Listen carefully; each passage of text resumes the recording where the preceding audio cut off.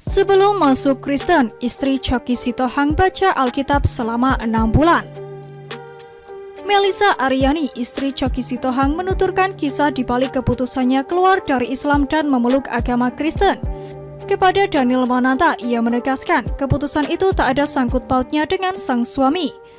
Perkenalan Melissa dengan kekristenan bermula ketika dia mengalami titik jenuh dengan pekerjaannya sebagai pramugari pada 2003.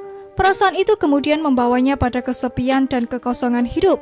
Mungkin saat itu banyak orang yang ingin ada di posisi aku, jadi pramugari, terbang ke luar negeri, pulang sebentar ke Bali, lalu bersantai. Manusia memang tak ada puasnya ya, katanya dikutip dari Daniel Mananta Network pada Minggu 17 April 2022 lalu. Di tengah rasa sepi itu, Melissa kemudian memutar kaset instrumental lagu rohani Kristen milik teman sekamarnya. Lagu itu selalu diputarnya saat dia merasa sepi dan lelah dengan rutinitas pekerjaannya. Dari kebiasaan itu, dia merasa digerakkan untuk membaca Alkitab yang berada di tumpukan buku milik temannya. Dia mulai membaca Perjanjian Lama dan menemukan kesamaan kisah dengan apa yang dibacanya selama ini.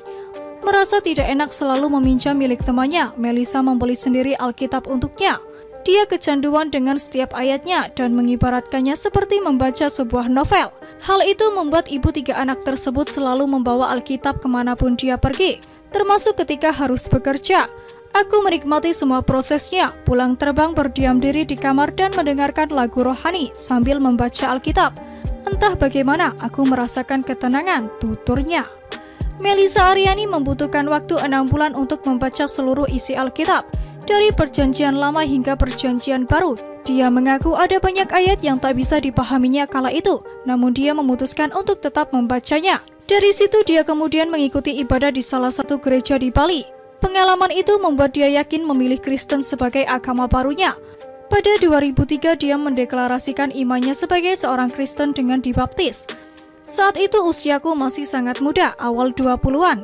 Itu keputusan yang sulit tapi sekaligus melegakan. Pada akhirnya aku belajar, iman itu adalah hubungan pribadi kita sama Tuhan, bukan karena diwariskan, katanya lagi. Pada akhir keterangannya, Melissa Aryani sekali lagi menegaskan bahwa perkenalannya dengan Yesus bukan karena pengaruh sang suami. Aku jadi Kristen tahun 2003, sedangkan kami baru berkenalan pada akhir 2005, tegasnya.